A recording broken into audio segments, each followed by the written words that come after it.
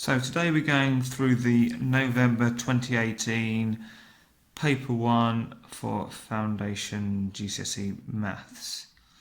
And this is the non-calculator paper. So,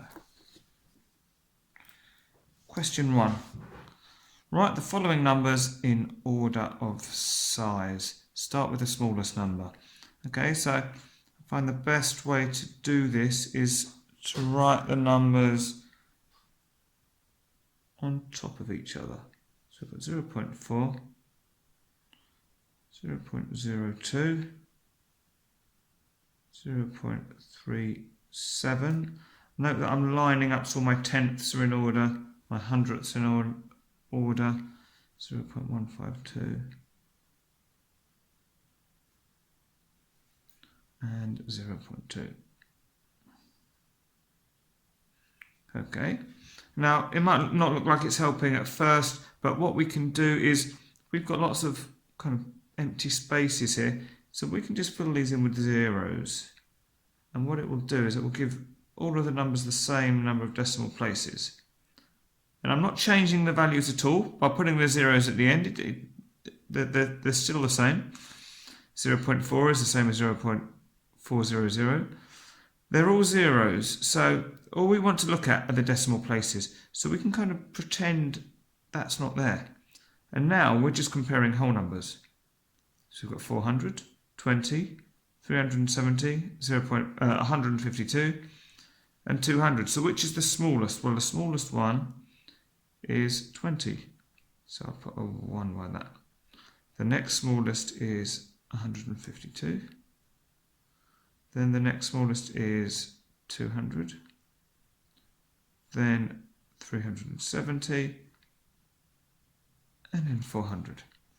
Okay, so I just need to write these down, but I need to write them back with their decimals. So the first one was this 0.02. The second one was the 0.152. Third was 0.2. And I'm not putting these zeros at the end on anymore because they want these numbers ordered. So as I say, it doesn't really matter, but I'm trying to go back to the original format they gave us.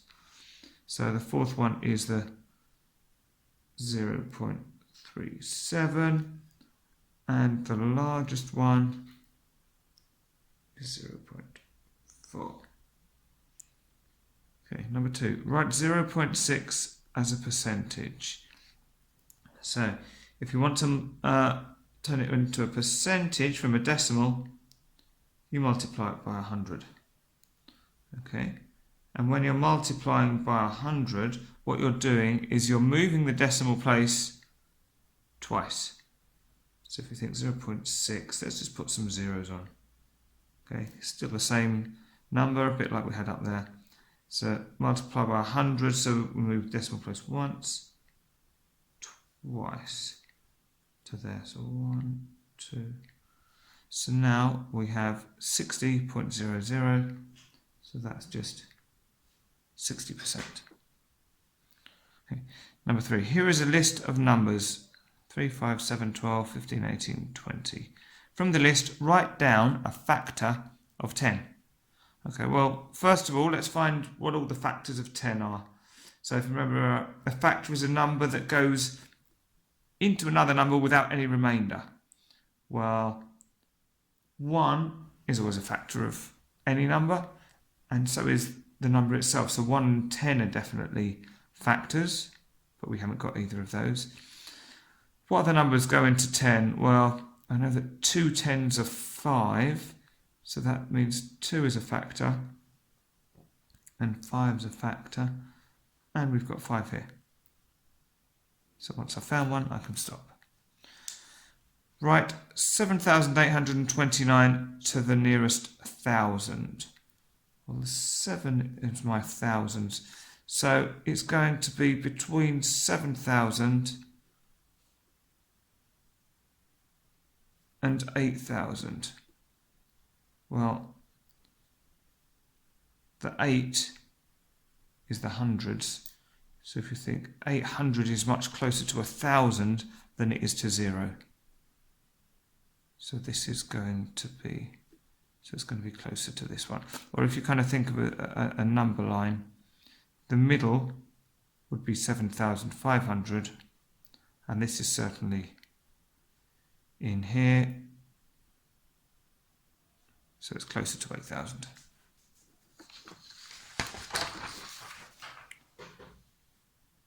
Question 5. Part A, work out 3 times 5 plus 7. So you want to remember your order of operation rules. So that's our bid mass. We haven't got any brackets. We haven't got any indices or order of. We haven't got any division, but we have got multiplication. So we're going to do this first. So this is going to be equal to 3 times 5, which is 15, plus 7. And then we can add on 15 plus 7. So we'll start with 15, 16, 17, 18, 19, 20, 21, 22. Work out 2 cubed, or 2 to the power 3. Remember, this isn't the same as 2 times 3.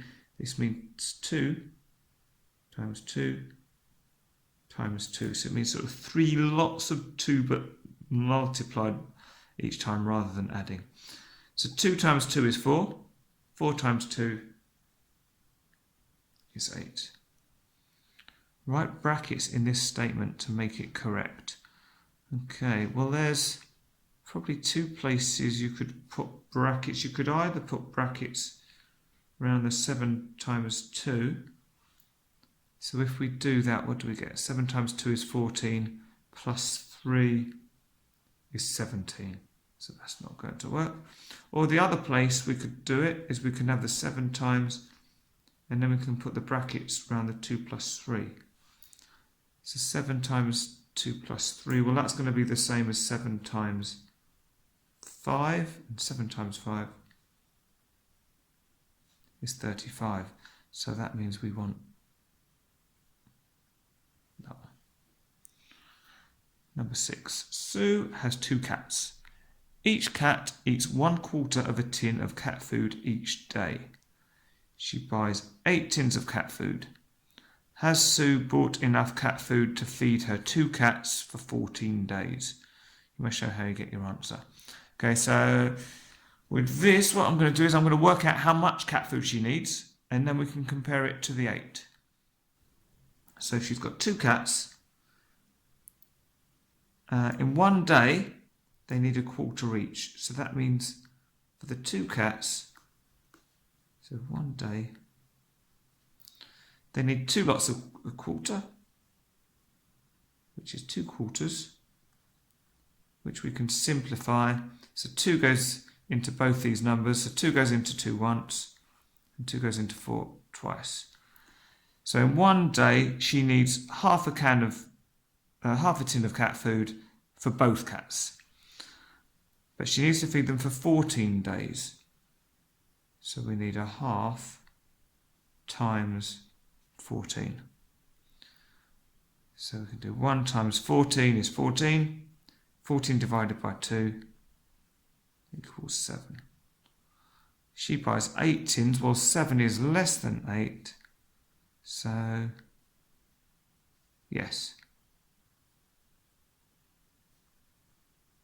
She has bought enough.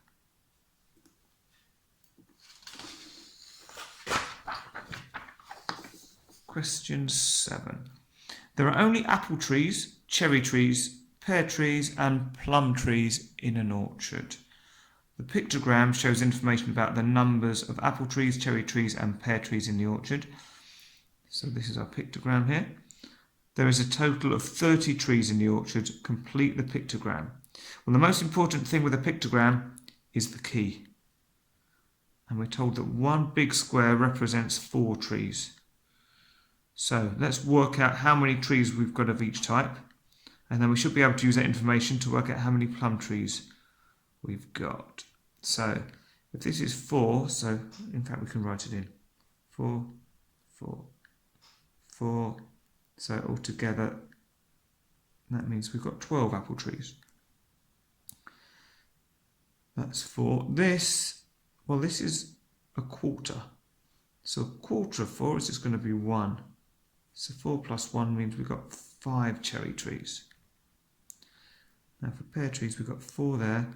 This is half of a big one, so that must be 2. So 4 plus 2 is 6. So 12 plus 5 plus 6. 12 plus 5 is 17. Plus 6 is 23. So that's how many we've got so far. If we're starting off with 30, well, if we take away 23, 0 take away 3 we can't, so we're going to take 1 from the 3, reduce that to 2, and now we've got 10 here.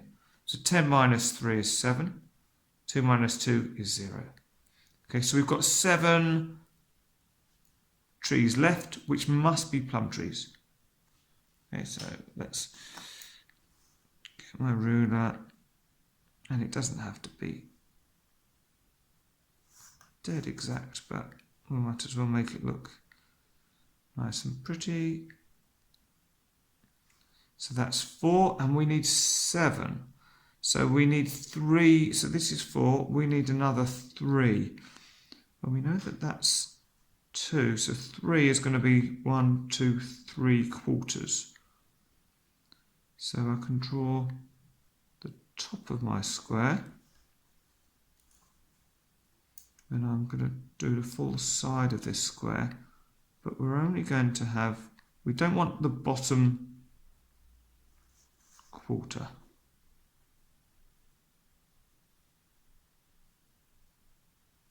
So it's going to be something like that. Okay. Not 100% exact, but that's certainly going to be plenty to get the full marks. Question 8. Write down the coordinates of point A. Okay, so with coordinates, we always want the x coordinate first, so going across, and on the x-axis, it's -2. And then we want the y coordinate. Well, it's down here, so it's -1. Okay. On the grid, mark with a cross x the point 2, 3. Label this point B. So we're going to go across 2 and then up 3.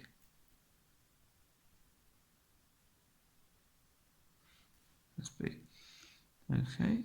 And then for part C, on the grid, draw the line with equation x equals -4. So on the x-axis, this is -4. So the line x equals -4 is going to be all of the points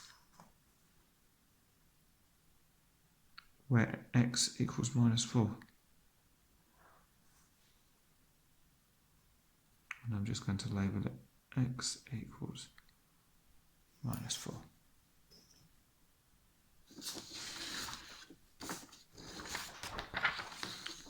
Question 9. G equals 9, h equals 4. Work out the value of 2g plus 3h. Okay, so this is substitution. So we're going to substitute the numbers for the letters. So when we have a number next to a letter, it means times. So instead of 2g, it means 2 times. And instead of g, we can put in the 9. And then we're going to add 3 h's. Well, again, we're going to put times in here, and h is 4. So it's going to be 2 times 9 plus 3 times 4. Now, if you want, you can put brackets around these, just to remind you that we've got to do the 2g separately and the 3h separately. So 2 times 9 is 18. 3 times 4 is 12. And we can write it this way. 8 and 2 is 10. 1 and 1 and 1 is 3. So we end up with 30. Question 10. Write down 2 prime numbers that have a sum of 32. So prime number is any number which only has two factors, and those factors are itself and 1. So it's got to have those as two separate factors. So the first prime number is the number 2, because this has the factor 1 and the factor 2. The next prime number is 3, so it's got 1 and 3. 4 is not a prime number because you've got 1, 2 and 4. The next one is 5. So prime numbers are always odd. They can't be even apart from 2. So the next one's 7. 9 isn't prime because 3 goes into it. Then we've got 11. And kind of as we're going, we're looking to see, are there 2 of these numbers that we can add together to get to 32? So we've got 13. 15 isn't prime. 17 is. What's the next one? 19 is prime. Nothing else goes into that apart from 1 and 9. In fact, we've got 13 plus 19. Let's check. 3 plus 9 is 12. 1 and 1 and 1 is 32. So we have our 2 numbers there. Now there might be another pair of numbers, of prime numbers that add up to 32, but it says write down 2. We found them, so we can stop there. So I say there might be another right answer, but we're not interested in that. Question 11. Here are some fractions. One of these fractions is not equivalent to 3/4. Which fraction? Okay, well let's go one at a time and let's see what we can do. So we want to try and simplify these. And so 4 of them should simplify to 3/4 and 1 won't. 1, 9 and 12. We were looking for common factors. What number goes into 9 and 12? 3 goes into both of them. So 9 divided by 3 is 3. And 12 divided by 3 is 4. Okay, so that one's okay. That does go to 3/4. 6 over 8. What's a common factor of 6 and 8? Well, they're both even, so 2 goes into both of them. So if we do 6 divided by 2, we get 3. And 8 divided by 2, we get 4. So that one's okay. So it's not that one. 18 divided by 24. Well, let's do it in steps. They're both even, so we can divide by 2. So 18 divided by 2 is 9. And 24 divided by 2 is 12. Well, actually, 9/12, we had that before. So we know that this is going to simplify down to 3/4. So that one's okay. 10 over 16. Again, they're both even, so we can divide by 2. 10 divided by 2 is 5. 16 divided by 2 is 8. That doesn't simplify any further, and it's not equal to 3/4. So it must be that one. Okay, we can just double check. So this one should simplify to 3/4. So 15 and 20. What number goes into both? Well, if it ends in a 5, I know 5 is a factor of it. And if a number ends in 0, then 5 must be a factor too. So let's divide by 5. 15 divided by 5 is 3. 20 divided by 5 is 4. Right, yep. So it's definitely this one. And they've said which fraction. So I don't want to write the 5/8. I want the original fraction. Okay. Work out 1/12 plus 5/6. So whenever we're adding fractions, the first thing we want to look at are the denominators, the numbers at the bottom, the same? If they are, then we can just add the top. But here they're not the same. So the next thing we look at is one of the denominators a factor of the other one? And it is. 6 goes into 12. So that means we can keep the first fraction as it is, but we're going to have to change this second fraction. We're going to have to change it to get a denominator of 12. So we've got to say, well, we know we've gone from 6 to 12, and what do we multiply 6 by to get 12? Well, 2 6s are 12. So multiplying by 2. So if we multiply the denominator by 2, we've got to multiply the numerator by 2 as well. 5 times 2 is 10. And now we can keep our denominator the same, and we're just adding the numerator. 1 and 10 is 11. So 11 twelfths.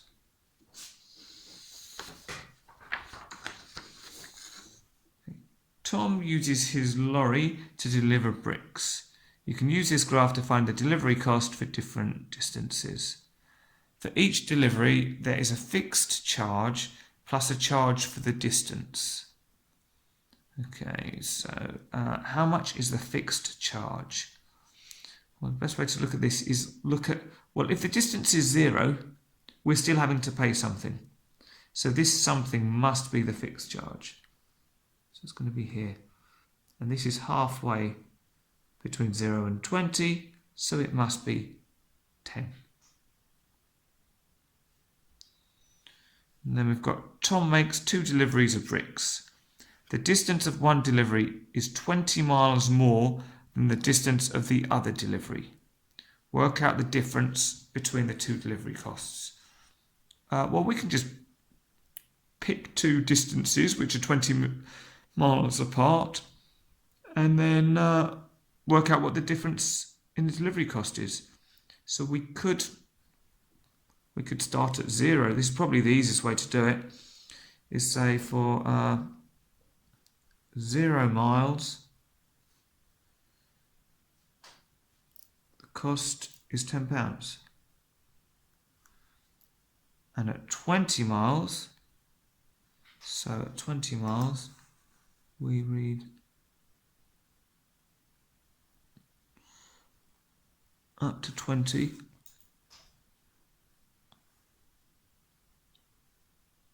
and then read across, which gives us £40. So at 20 miles,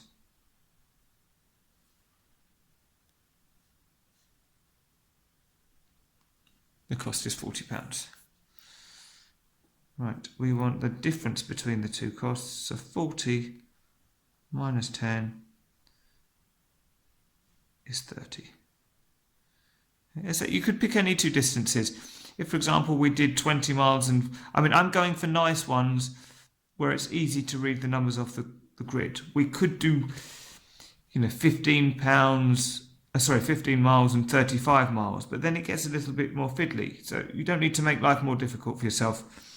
If you wanted to, though, you could pick 20 miles and 40 miles, and then 40 miles we'd have £70. 20 miles, we know it's 40, so 70 minus 40. So we're still going to get £30, however you do it. But try and make life easier for yourself. Right, so this one here. So Asmol, Ryan and Kim each played a game. Asmol's score was 4 times Ryan's score. Kim's score was half of Asmal's score. Write down the ratio of Asmal's score to Ryan's score to Kim's score. So I'm just going to have A, R and K. So Asmal's score was 4 times Ryan's score. So Asmal's is bigger, so the ratio from Asmal to Ryan is 4 to 1. Because Asmal's is 4 times bigger than Ryan's. Kim's score was half of Asmal's. So if we've got 4 for Asmal, we're going to have 2 for Kim. So we've got a ratio of 4, and then we're using the dots, the colon, to split out our ratio. 4 to 1 to 2.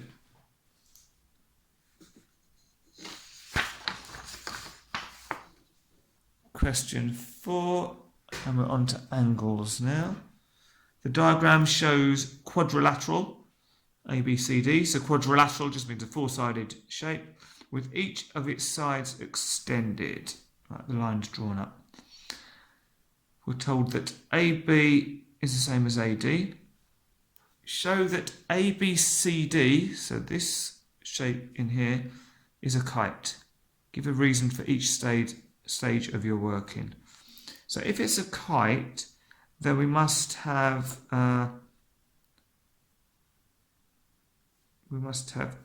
two pairs of equal adjacent sides. So what we mean by that is that these two sides are the same length and these two sides are the same length. And if that's the case, that means that these two angles must also be the same. Okay, so we want to show, well, we're told that these two are the same. So really what we're focusing on is the angles. Okay, so this angle, let's call it X. And this angle, we'll call this Y for now. Because we're trying to show, we're not going to assume they're the same, we're going to show that they're the same. Right, so how can we do this? Well, Y is probably the easy one, because this is a straight line. And the angles on a straight line are equal to 180. So Y must be 180 minus 75, which is going to give us 105 degrees.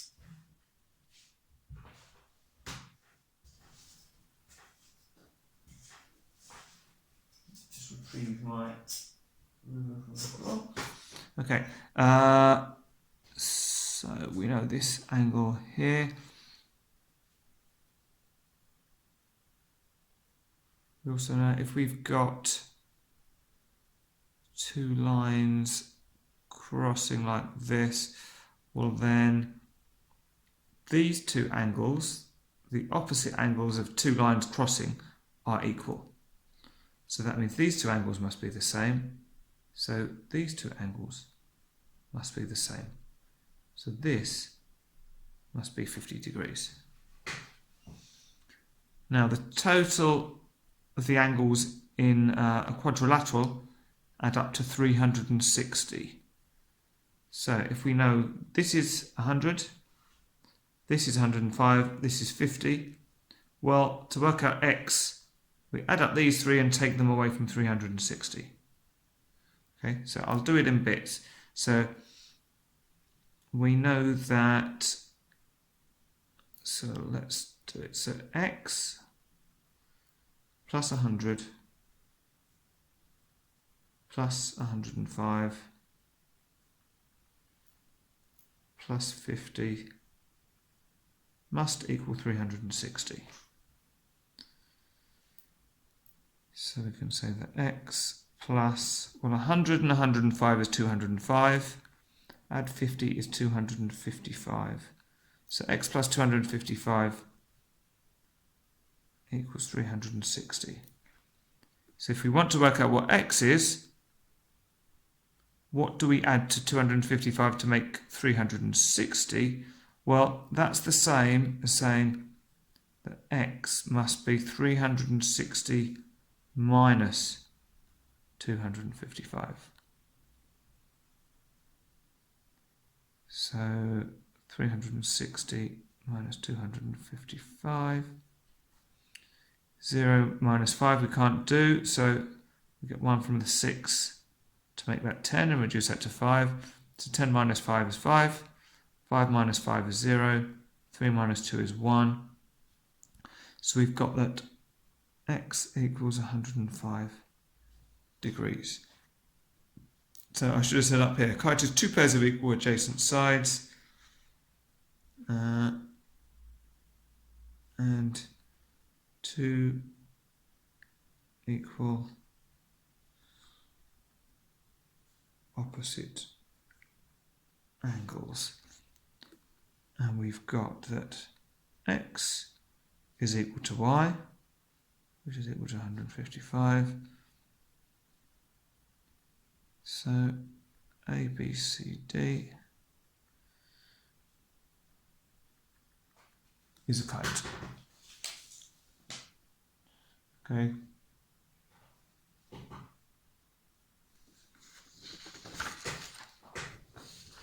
Question 15.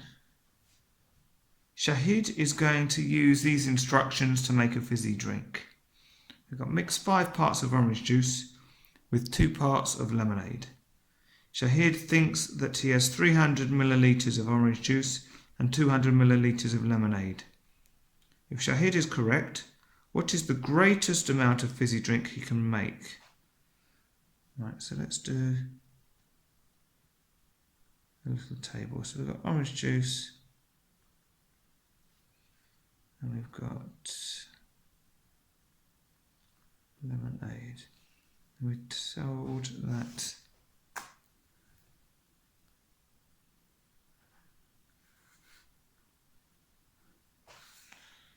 so we've got a ratio really of 5 parts of orange juice to 2 of lemonade. Well, let's start with the 300 millilitres of orange juice. So if we know we've got 300 millilitres of orange juice, so if this is 300, we're going to work out how much of lemonade we'd need.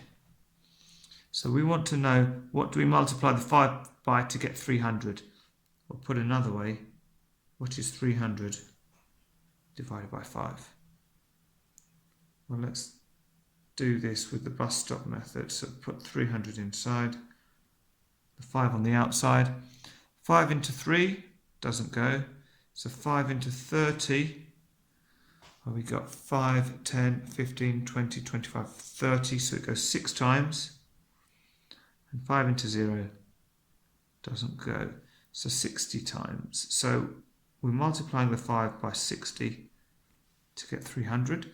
So we want to do the same with the 2. Multiply that by 60.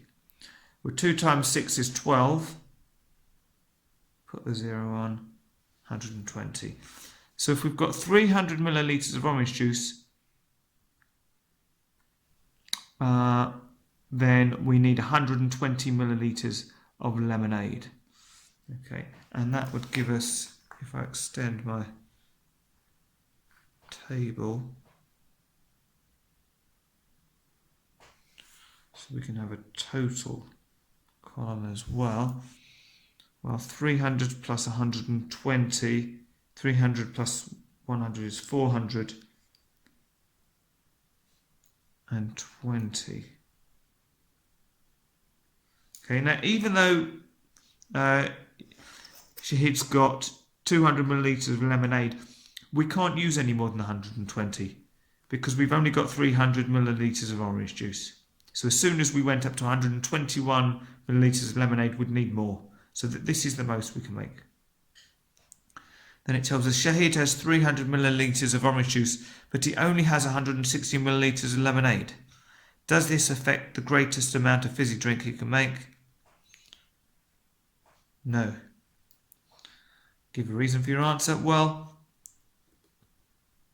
we only need 120 millilitres with 300 millilitres of orange juice. So how can we write this in words? Well, we can put something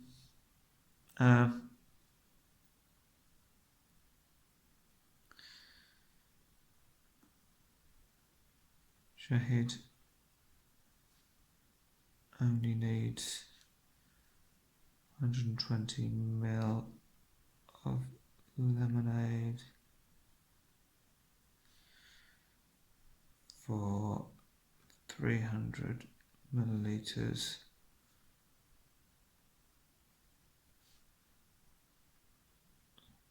of orange juice.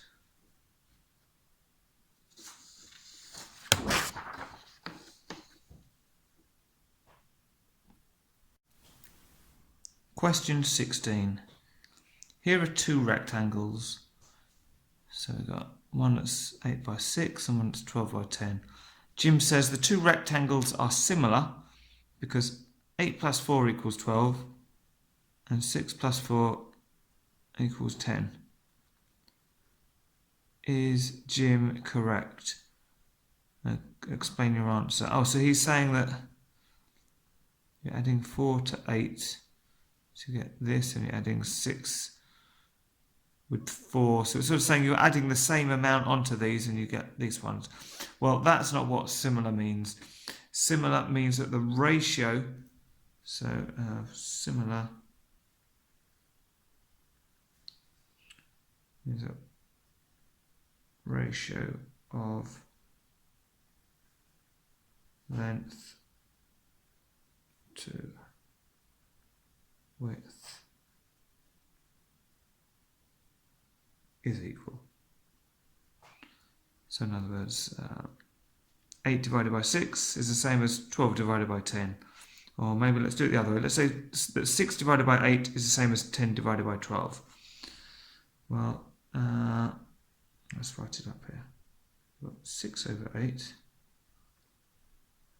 10 over 12. Well, let's simplify them as far as they go, and if they're the same, then that means they're similar. If they're not, then they're not similar. So common factors of 6 and 8, well, they're both even, so they can be divided by 2. So 6 divided by 2 is 3. 8 divided by 2 is 4. So let's do the same with these. They're both even. 10 divided by 2 is 5. 12 divided by 2 is 6. We can't simplify either of these anymore. They're not equal.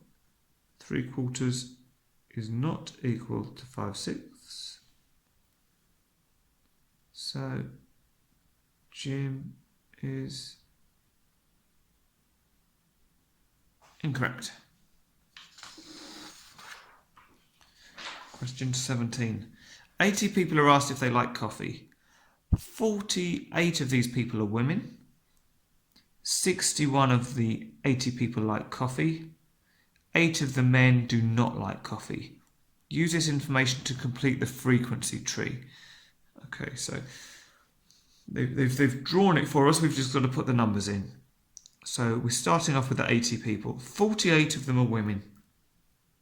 This is the women, so 48 goes in here. So the number of men, well, it's got to be the difference. So whatever we need to add to 48 to get to 80. Or we can say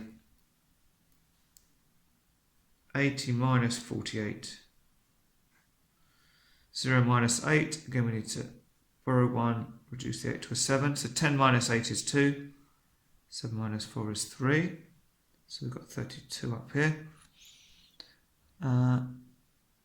8 of the men do not like coffee. So these are the men. 8 of them do not like coffee. Well, the 8 plus this must add up to the 32.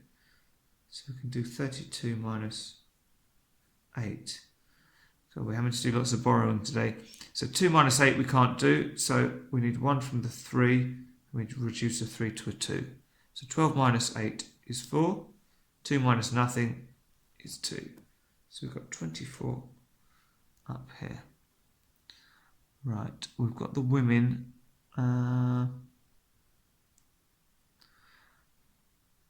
60, right. So we haven't got information on which of the women like coffee, but we do know that 61 of the 80 people like coffee.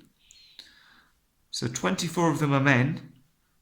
So this must be the other bit that makes up the 61. So in other words, 61 minus the 24 men must tell us how many women like coffee. 1 minus 4 we can't do, so reduce the 6 to a 5 and give the 1 over here. So 11 minus 4 is 7. 5 minus 2 is 3. So if you didn't follow that, we're saying 61 of the 80 people like coffee, so that's our 24 plus our 37. So we know these two need to give us 61. And for the final box or oval, these two numbers need to add up to 48. So it's going to be 48 minus 37. bit more straightforward this time. 8 minus 7 is 1. 4 minus 3 is 1. So we've got 11. And I've actually written in a space for this question, so that was a little bit naughty. But that's not going to cause a problem. So find the probability. One of the people who like coffee is chosen at random. Find the probability that this person is a woman. Well, there's 48 women. One of the people who like coffee. So we're talking about these two. Right, so we want the probability that they like coffee and they're a woman. So the probability of them being a woman and liking coffee is 37 out of 80. That's right, this is 37 out of 80, okay. And people who like coffee.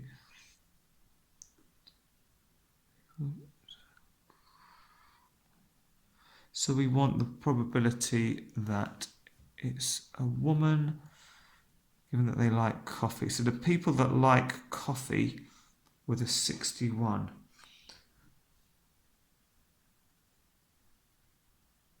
Okay, so what we're saying is we want the probability. So probability of a woman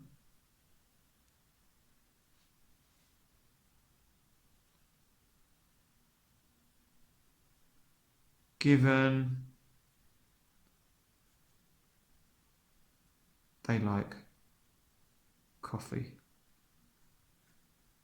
Okay, so we're saying, well, that's equal to the probability of them being a woman and liking coffee, up here, divided by the probability that they like coffee, because we're only interested in the people that like coffee. That's the first thing they've said, people who like coffee. So we're only interested in this 61 out of 80. And the reason that the probabilities, that's why we're dividing it by 80.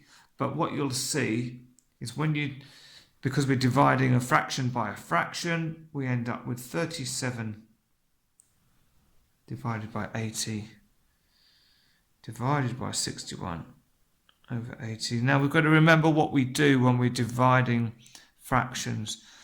You might remember KFC, keep, flip, change. So we keep the first one, 37 over 80. We change the divide to a multiply and we flip this one upside down. It's 80 over 61. Now we're dividing by 80, we're multiplying by 80, so we can cancel those out. So we've basically just got 37 out of 61.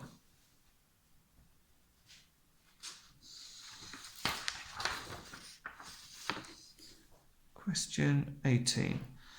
Food Mart and Jan's store sell boxes of the same type of breakfast cereal. Each shop has a special offer. Which box of cereal is the better value for money? You must show you're working. Okay, so for Food Mart, we've got 400 grams and it's 20% off the normal price of £5. Okay, well, let's work out what the price is. Right, so we're going to say, well, 20%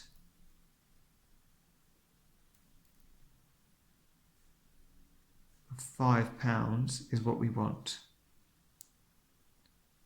Well, 10% of £5, and I'm going to write it with pounds and pence, 10% is going to be 50p.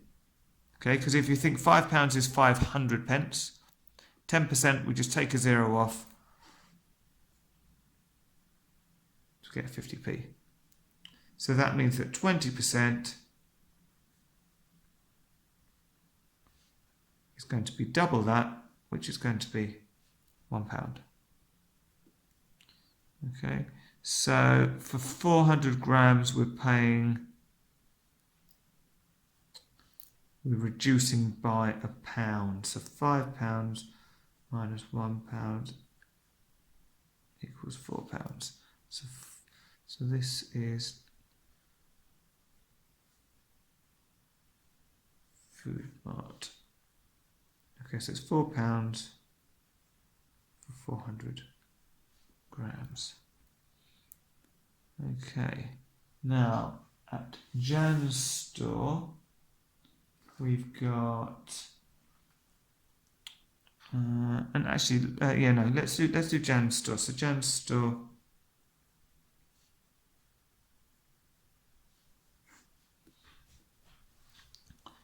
well, 400 grams plus 30% extra. Well, 10% of 400 grams is going to be 40 grams. So 30% is going to be 3 lots of that.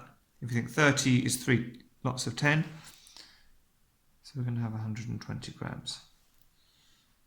So that means that in total we're going to have 400 plus 400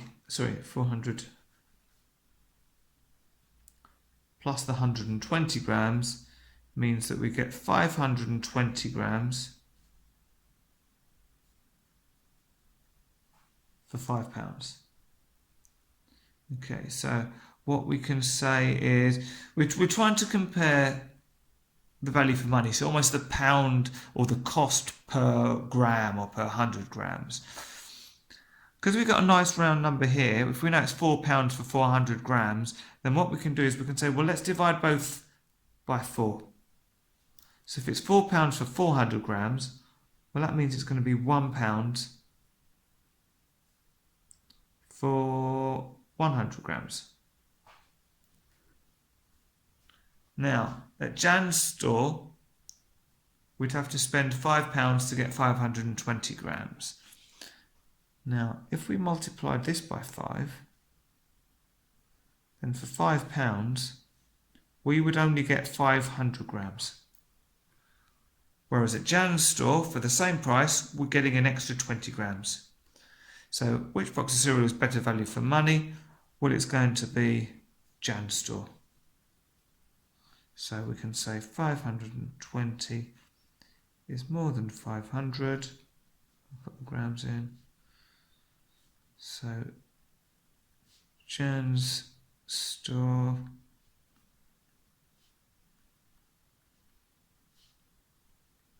is better value for money. Question 19. Rotate shape A 180 degrees about 1, 0. So 180 degrees, so we're going to be turning the shape upside down, but we're turning it around a point. So first we need to find where 1, 0 is. So 1 on the x-axis and 0 on the y. So I want it here. So the best way to do this is to see, well, how far away from this shape is this corner? Okay, well, we've got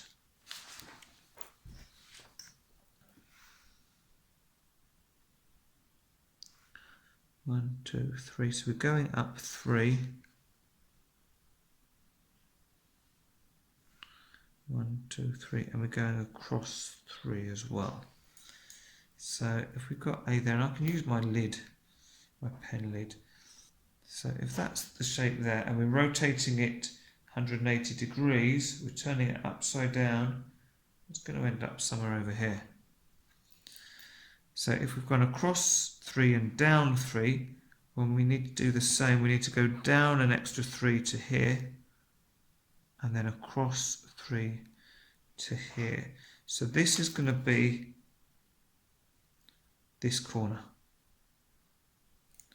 And then if you see, because it's turned upside down, this side is now going to be coming down here, and it's coming down 2 boxes.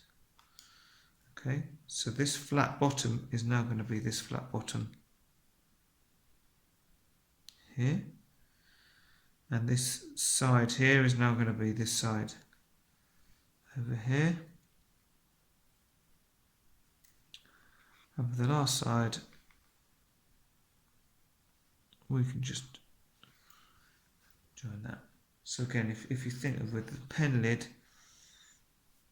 this shape, we're turning it round into that place. And there's nothing wrong with you using a pen lid or something like that, a sort of visual tool, assuming it's something that you've got with you anyway.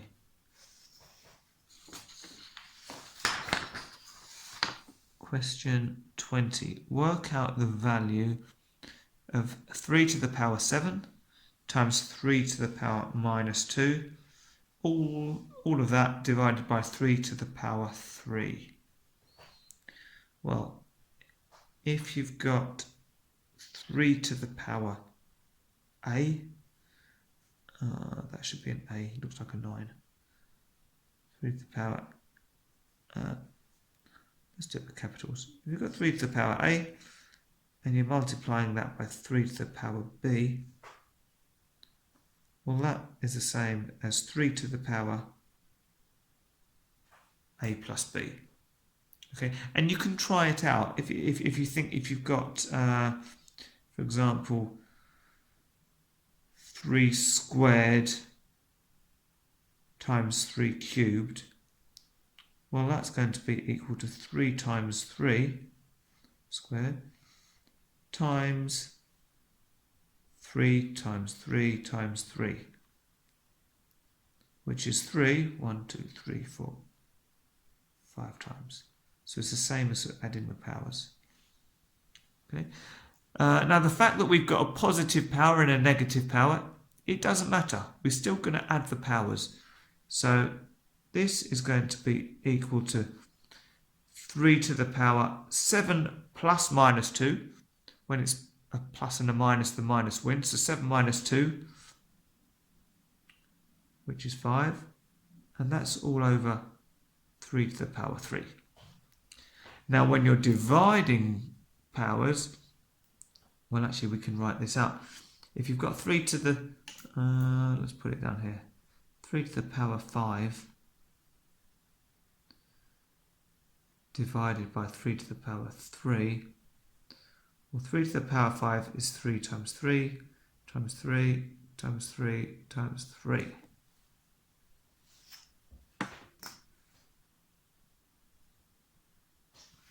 And 3 cubed is 3 times 3 times 3. Well, let's cancel some of these. 1 and 1, 1 and 1, 1 and 1. So we're left with 3 times 3, which is 9, and at the bottom it's just 1. Make sure you don't take this down to 0. You've still got 1 down there. So 9 divided by 1, which is just equal to 9. If you wanted to do it using your indices formula, then you could say, well, 3 to the power 5 divided by 3 to the power 3, well, I just take this power away from this one.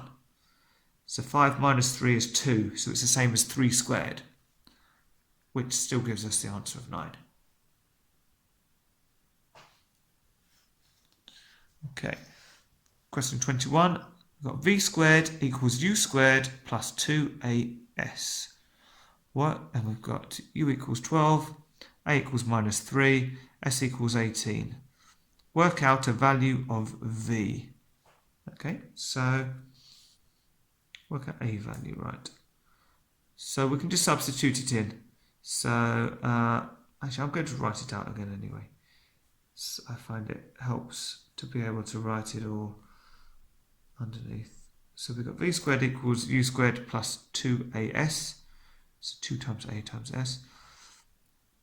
So v squared is going to be u squared, so that's 12 squared plus 2, and that's times minus 3. Put that in brackets so that we can see we're multiplying, right? and then we're multiplying it by 18. Well, 12 times 12, either your 12 times table, or we can work it out this way. 2 times 2 is 4, 1 times 2 is 2. Then we go down 0 because now we're on to the tens. 1 times 2 is 2, 1 times 1 is 1. Add it all together. 4 and 0 is 4, 2 and 2 is 4, 1 and nothing is 1. So we've got 144.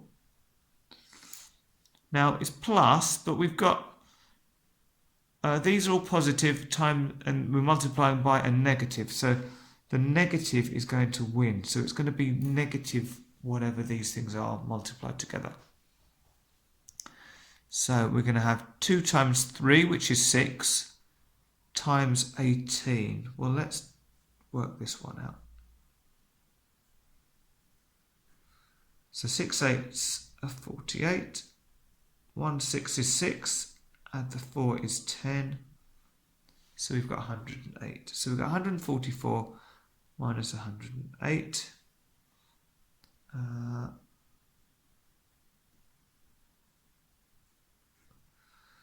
4 take away 8 we can't do, so we take 1 from the 4, reduce that to a 3. So 14 minus 8 is 6. 3 minus 0 is 3. And then we've got 1 minus 1, which is 0. So we get, this is all equal to 36. Remember, that's v squared is equal to 36. So that means that v is the opposite of squared, which is the square root of 36. So what number multiplied by itself gives us 36? Well, you can go through your square numbers. So 1 squared is 1, 2 squared is 4, 3 squared is 9, 4 squared, so 4 times 4 is 16, 5 times 5 is 25, 6 times 6 is 36, right, so that's our answer. You could also have minus 6, but 6 is fine. It says work out a value of v.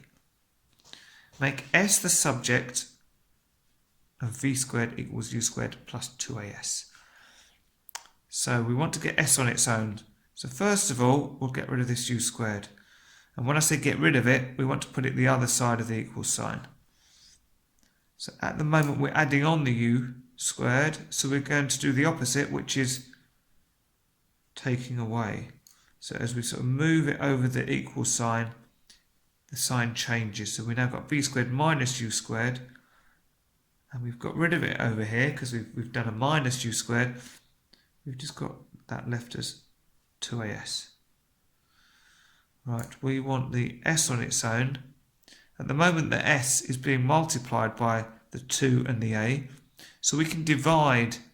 So let's show what we've done here. So for this step, we've taken away u squared. Now we want to get rid of the a and the s. They're multiplied at the moment, so the opposite of times or multiplied by as is divide by as. So we're going to divide, sorry, not as, we want the s, we want to get rid of the 2 and the a. So divide by 2a. So that will be v squared minus u squared divided by 2a. And over here, we're just going to be left with s. So because we want s the subject, we're going to write s first. So we're going to say that s is equal to v squared minus u squared all over 2a. Question 22. A bonus of £2,100 is shared by 10 people who work for a company. 40% of the bonus is shared equally between 3 managers. The rest of the bonus is shared equally between 7 salesmen. One of the salesmen says, if the bonus is shared equally between all 10 people, I will get 25% more money. Is the salesman correct? You must show how you get your answer. Okay, there's quite a bit going on in this question. First of all, we're going to work out how much bonus they actually get. Okay, then we can start to compare it to what this salesman's saying. So we've got £2,100. 40% of it is shared equally between 3 managers. So we want 40% of 2,100.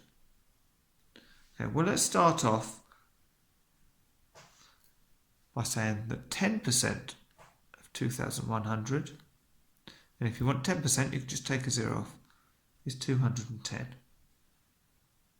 So 40% of 2,100 must be 4 times that. So we can do that here. So 4 times 0 is 0, 4 times 1 is 4, 4 times 2 is 8. So it's 840. So this £840 is shared equally between 3 managers. We probably don't need to work out the managers bit because they're asking about the salesman, but let's do it anyway for completeness.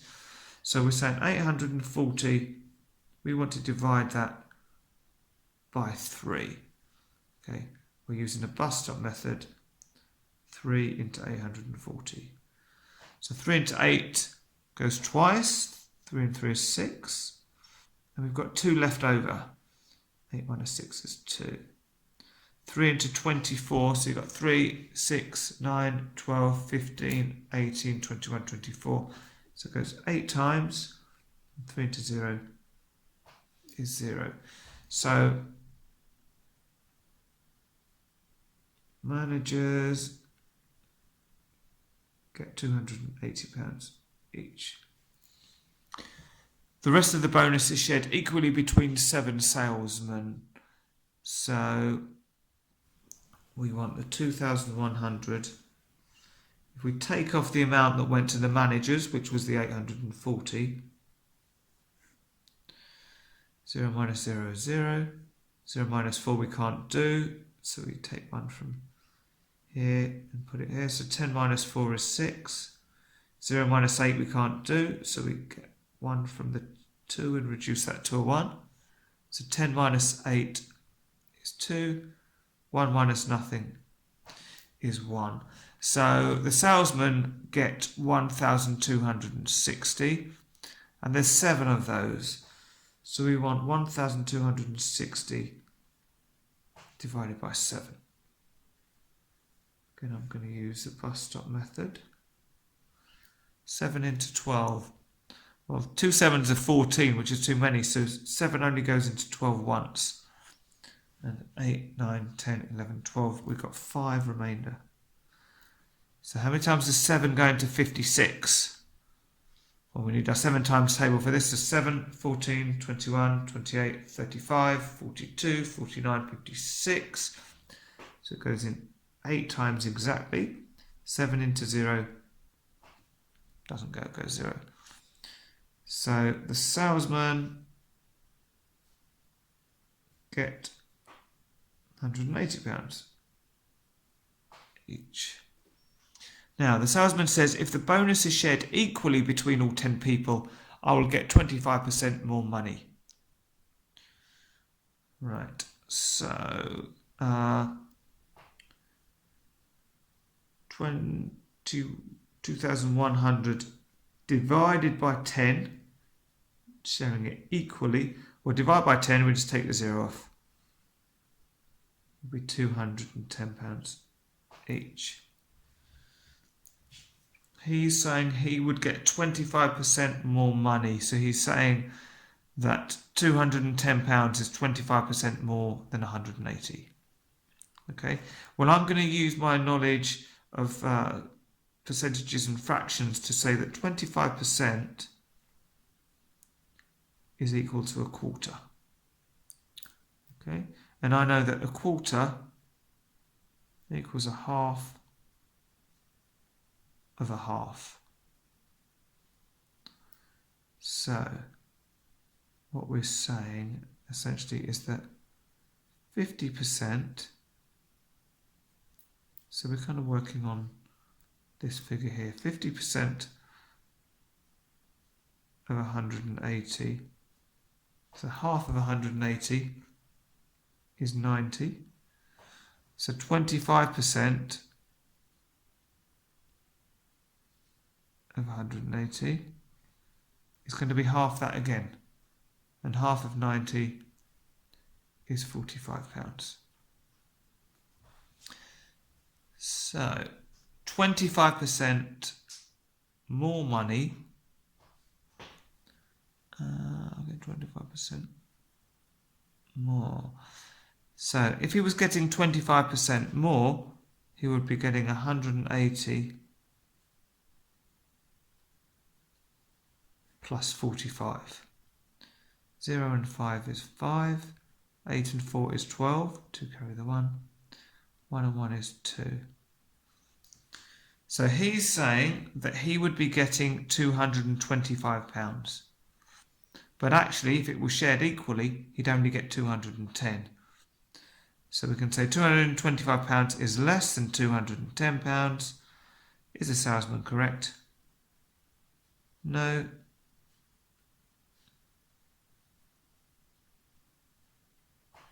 He is incorrect.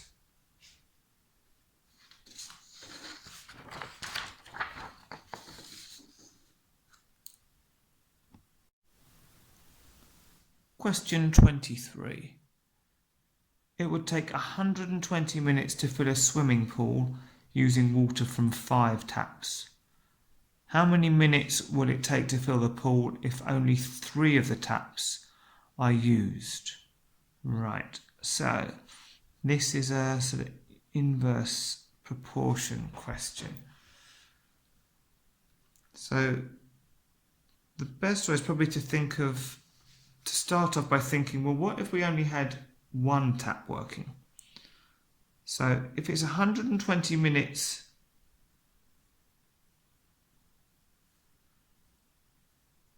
with 5 taps, well, if you only had 1 tap, it would take 5 times as long. So 5 times 120, well, that's 120 times 5. 5 zeros are 0, 5 twos are 10, 1 5 is 5, plus 1 is 6. Okay, so we're going to have 600 minutes for 1 tap. Now, how many minutes will it take if 3 of the taps are used? Well, now we can say, well, if 1 tap is 600 minutes, well, 3 taps would be a third of the time. Because if there were 2 taps, you divide it by 2. If there's 3 taps, you're dividing it by 3. So we can say, I'll do it over this side now, 600 divided by 3. Again, we can use our bus stop. 3 into 6 goes twice. 3 into 0 is 0. 3 into 0 is 0. So it's going to be 200 minutes, or mins, for 3 taps. Okay, so what did we say? 200. State one assumption you made in working out your answer to part A. Well, we've treated all of these taps as equal. So what we're saying is that all taps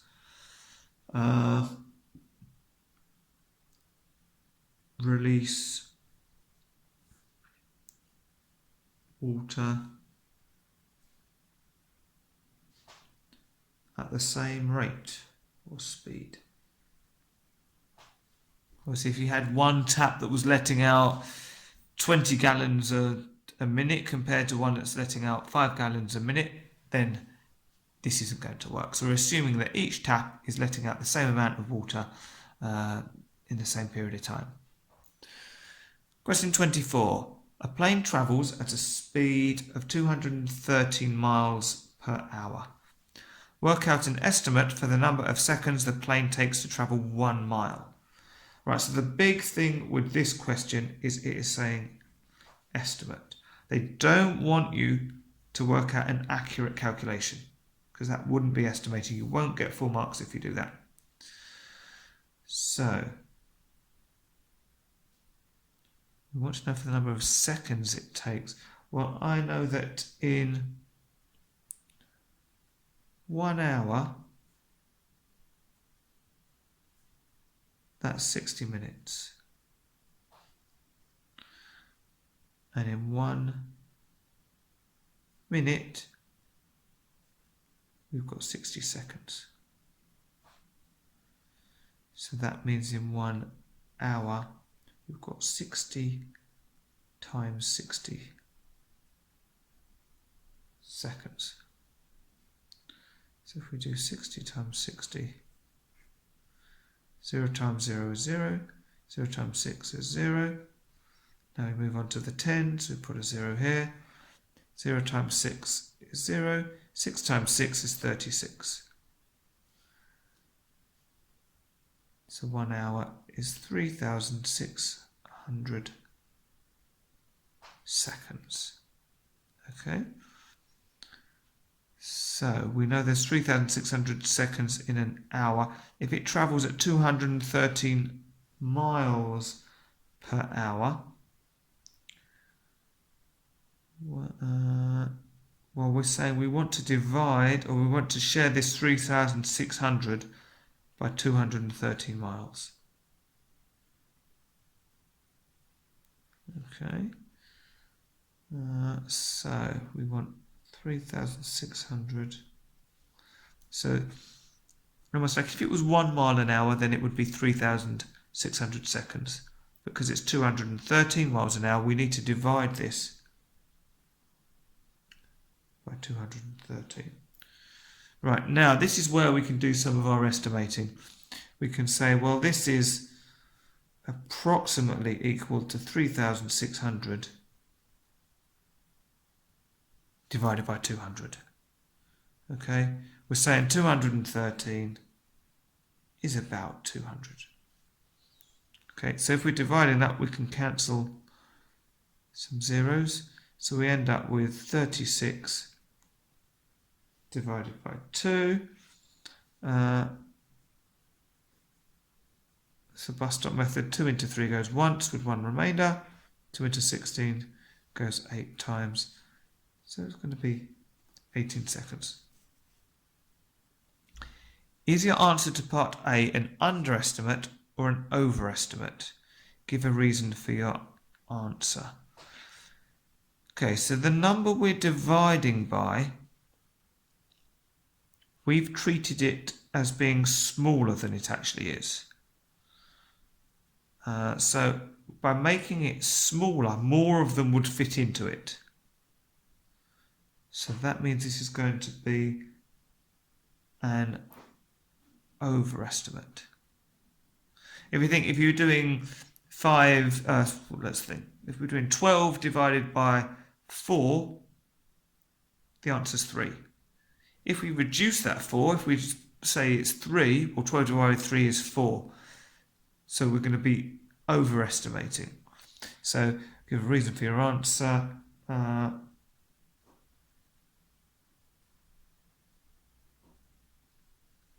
Overestimate because if we write this as a fraction, in fact, let's write this as a fraction as well. 3,600 divided by 213, because that's what we were trying to work out. Because the denominator, and we can put in brackets 213,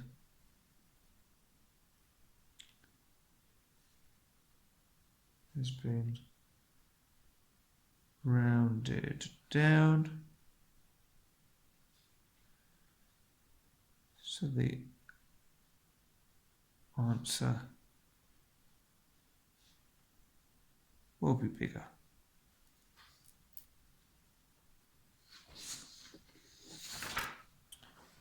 Now we've got question 25. Solve the simultaneous equations. Right. With simultaneous equations, I always like to label them. So we'll call that number 1, that one number 2. So you've got two ways of doing simultaneous equations. You can either use substitution, so work out what x is equal to or y is equal to in one of these and then substitute it into the other equation, or we can try and sort of add multiples or take away multiples of one equation from the other one. So let's see which way, probably the best way to do this. I think maybe if we can multiply this top one by 3, then we'll have plus 3y up here and minus 3y here, so we can then add them and cancel them out. So let's do 3 lots of 1. So 3 times 5 is 15x. 3 lots of y is going to be 3y. And 3 lots of 21, well, 3 2s are 6, and 3 1s are 3. Okay, and I'm going to call this equation 3 now. So now if we add this to number 2, we can cancel the 3's. So 2 plus 3. So we're going to have x plus 15x is 16x. 3y plus minus 3y would just be 3y minus 3y, which is 0. And 63 plus 9 is going to be 72. Okay. So that means that x is going to be, well, we want to get rid of the 16, so we're left with just x. So we're multiplied by 16 at the moment, so we want to divide by 16. So we're going to have 72 divided by 16. Okay, so let's simplify this. They're both even, so we can divide by 2. 72 divided by 2 is 36. 16 divided by 2 is 8. They're still both even, so we can simplify again by dividing by 2. 36 divided by 2 is 18. 8 divided by 2 is 4. They're still even. So 18 divided by 2 is 9. 4 divided by 2 is 2. So we've got 9 divided by 2. Well, let's try and turn this into a decimal. Well, how many 2's go into 9? Well, 2, 4, 6, 8. So it's 4 and 1 half, or 4.5. Now to work out y, we can put this back into either one of these formulae. Which one should we go with? It doesn't matter. Maybe let's put it in. Maybe it's easy. Let's put it in number 2. So substitute x equals 4.5 in 2.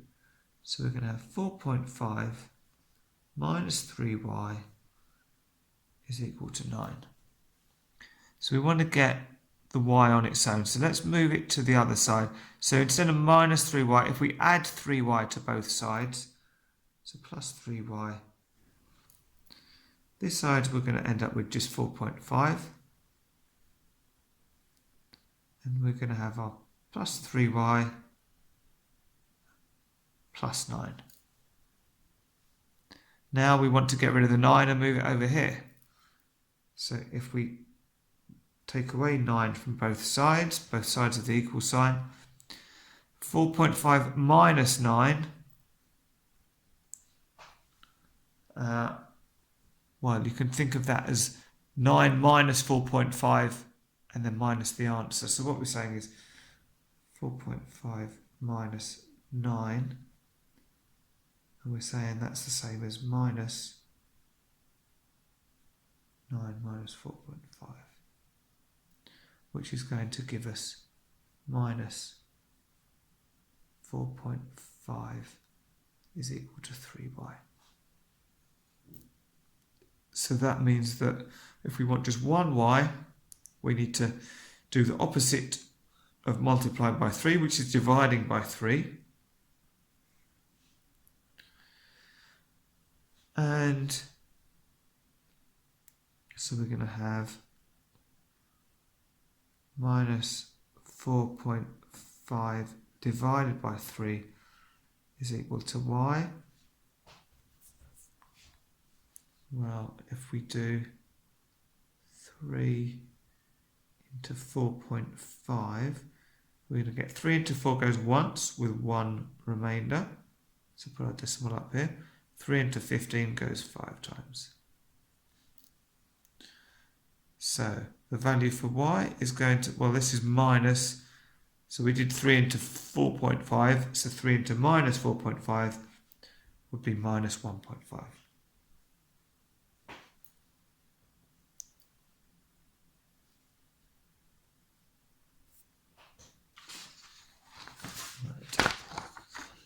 Question 26.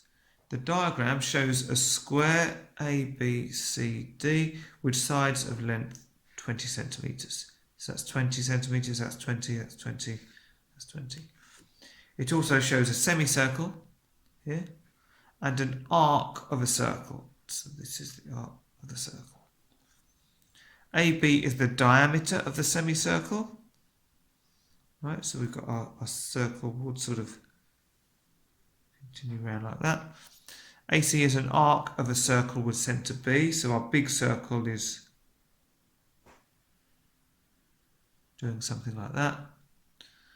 Show that the area of the shaded region divided by the area of the square is equal to pi divided by 8. Right, well, let's work out the area of the shaded region. Okay, well, to work out the area of the shaded region, we know it's part of the circle, but we're going to have to take off this as well. So let's work out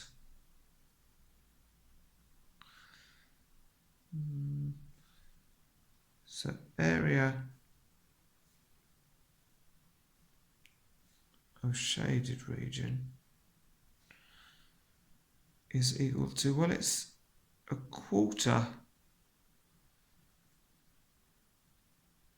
of the large circle minus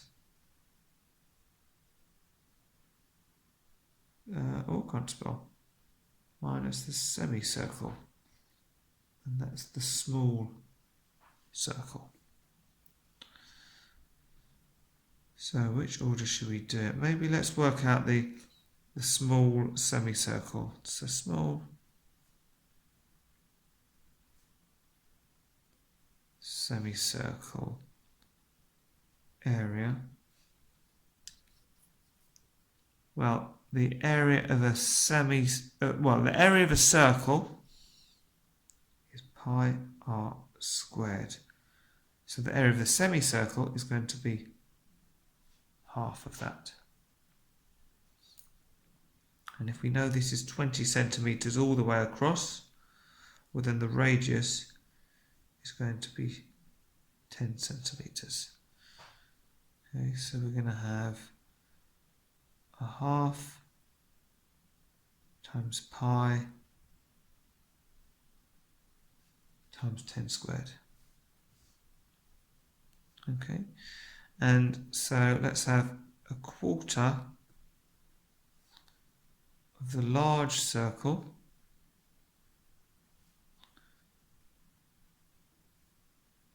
and that's going to be, well, again we've got pi r squared. We want a quarter of it this time, but the radius we're using for this big circle is the full 20 centimetres. So it's going to be a quarter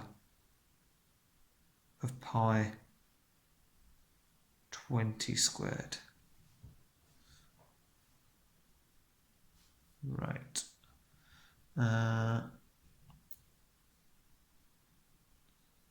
Okay, and then also we want the area of the square. So area of square,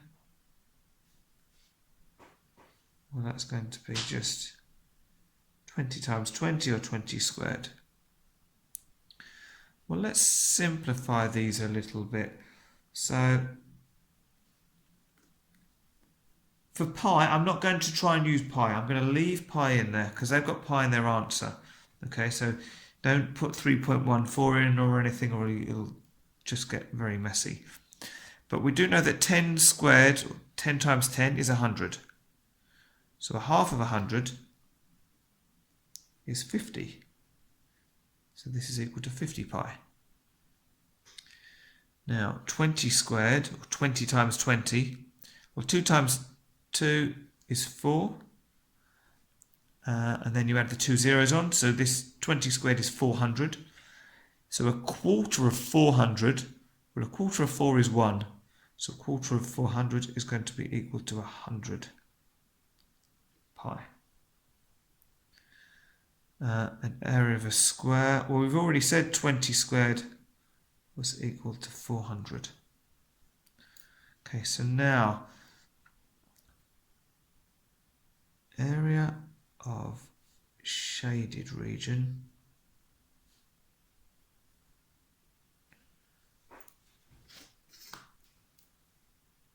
well, let's say area of shaded region is equal to, well we said it's this quarter of a circle, 100 pi, minus the semicircle, which is 50 pi. So 100 pi minus 50 pi is just going to be 50 pi. And we've got the area of the square. So we can say that area of shaded region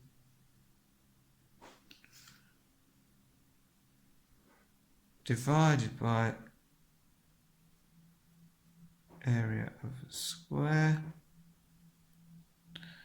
is going to be 50 pi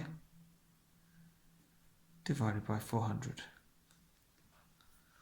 Well, we can cancel a 0, so we've got 5 pi divided by 40. Well, 5 and 40, if the number ends in 0, well we know that 5 and 10 must be factors of 40, so we can divide both by 5. So 5 divided by 5 is 1, so 1 pi is just going to be pi. 40 divided by 5, well 8 fives are 40, it's going to be 8. And that's what they've asked us to show.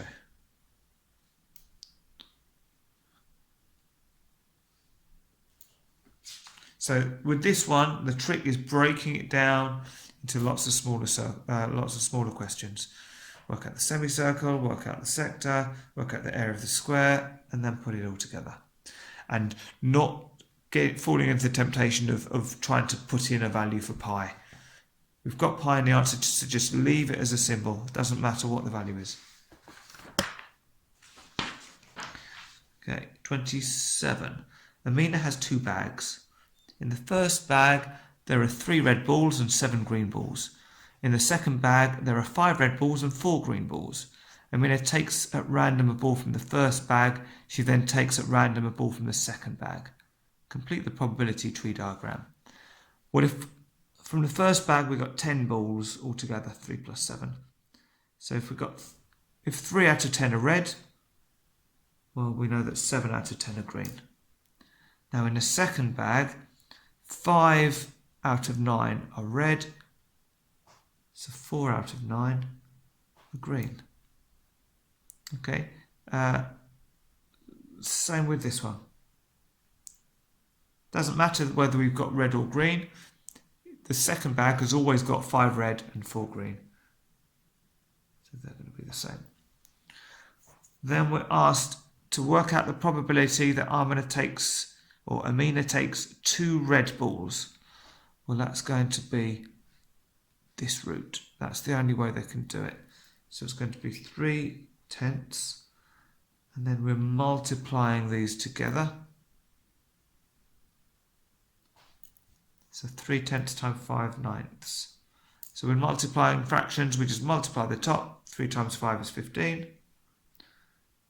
10 times 9 is 90. You could do some cancelling to simplify the fraction here if you want, but I'm going to simplify the fraction now. And I'm going to say, what are my common factors? Well, if it ends in a 5, then I know 5 is a factor. If it ends in 0, 5 is a factor. So let's divide top and bottom by 5. 15 divided by 5 is 3. 90 divided by 5 is going to be, let's do it this way, 5 into 9 goes 1 and 4 left over. 5 into 40 is 8. So it's going to be 3/18. Can we simplify this any further? Yes, because 3 goes into both. So 3 divided by 3 is 1. 18 divided by 3 is 6. 1/6. And the final question is question 28. The size of each interior angle of a regular polygon is 11 times the size of each exterior angle. Work out how many sides the polygon has. Right, so it's good to know what we're talking about when we say the sort of interior and the exterior angles. So say we've got a shape. We don't know how many sides we've got yet. Let's say something like that. So the shape is going to carry on having sides like this. You know, we don't know how many sides, but imagine that kind of thing. So the interior angle is going to be here. The exterior angle is the angle that you need to make it up to 180. Okay. Now, what we need to know is it's 11 times the size of each exterior angle.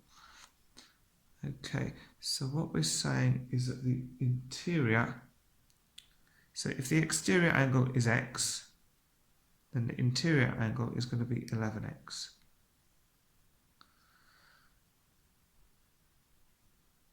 So 11x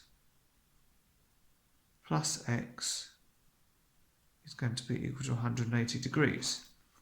Yeah, 11x here, another x there, must equal 180 degrees. So 11x plus x is 12x. So that means that x must be equal to 180 divided by 12.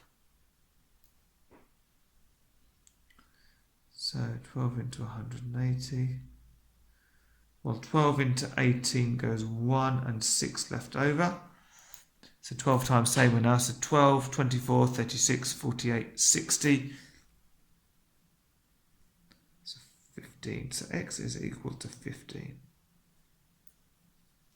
Right, so that's our exterior angle. And this is sort of something you need to know really for a polygon. The number of sides and it's a regular polygon. So in other words, all of the angles and all of the sides are the same. So that's very important. Regular polygon is equal to 360 divided by the exterior angle. Okay, so in other words, 360 divided by 15, which if we do this, or we could simplify it actually, I suppose. So let's do this up here. So 360 divided by 15. Well, we've said before, if a number ends in 0 and 5, then 5 is a factor. So 360 divided by 5. 5 into 360. 5, 10, 15, 20, 25, 30, 35. So it goes 7 times with 1 left over. 5 goes into 10 twice. So we can simplify this to 72 and 15. Well, 5 goes into 15 3 times. 5, 10, 15. Right, can we simplify this any more? We want 72 divided by 3. Yes, we can. So I haven't written this very tidily, but 72 divided by 3, we can do 3 into 72. 3 goes into 7 twice with 1 left over. 3 goes into 12 4 times. So we're going to have 24